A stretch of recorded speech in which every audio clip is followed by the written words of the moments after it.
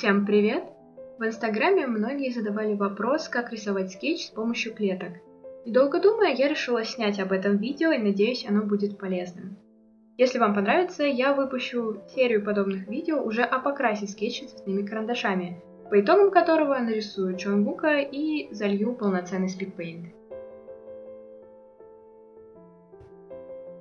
Для того, чтобы рисовать по клеткам, сначала нужно приготовить саму фотографию, то есть наложить клетки на нее. Это можно сделать в любой программе для рисования, будь то Photoshop или сайт. Открываем фото, копируем фото с клеткой, вставляем слой с клеткой поверх фото, эффект умножения и готово. По-моему, все очень просто, быстро делается. Затем можно поэкспериментировать с насыщенностью и яркостью, чтобы сделать клетку, возможно, поярче и чтобы было наиболее удобно рисовать.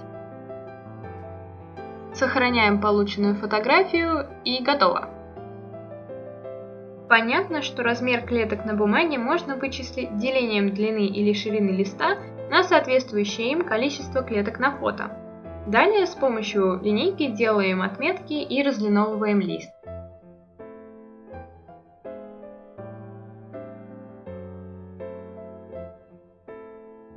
После этого можно приступать к скетчу. Обычно я начинаю с глаз, так уж повелось. Просто на самом деле так удобнее дальше ориентироваться в своем скетче. Все, что нужно делать, это сравнивать фото с клетками и лист, который перед вами, и рисовать. А сейчас небольшое лирическое отступление на ту же тему.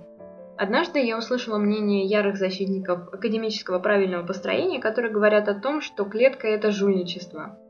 На самом деле меня такое утверждение по поводу клетки, мягко говоря, раздражает, ибо все равно, что построение, что клетка – это рисование с чистого листа. И все эти лайфхаки из художественной школы от меня, самоучки, очень далеки, поэтому в клетке я не вижу ничего плохого. Понятно, что сейчас ни в коем случае не хочу кого-то обидеть или осудить. Я вообще восхищаюсь людьми, которые могут с чистого листа прям вот построить все правильно. Но не хочется признавать, но я не особо это умею, по крайней мере, если с чистого листа, прям вот вообще без клеток, то это больше анимешный стиль какой-то получится. Хотя я даже не пробовала. Ну да ладно.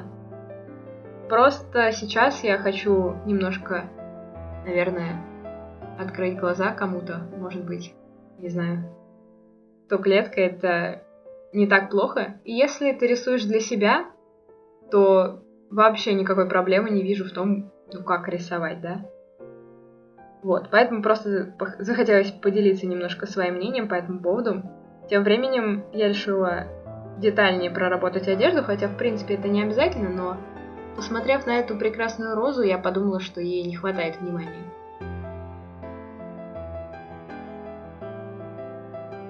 Вот, ну и в завершении можно поработать с ластиком и убрать клетки, по крайней мере, с тех частей лица, которые будут рисоваться в первую очередь.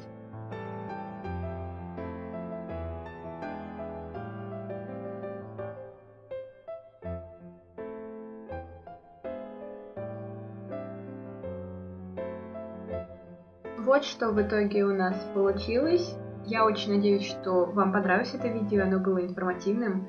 Так что спасибо за просмотр.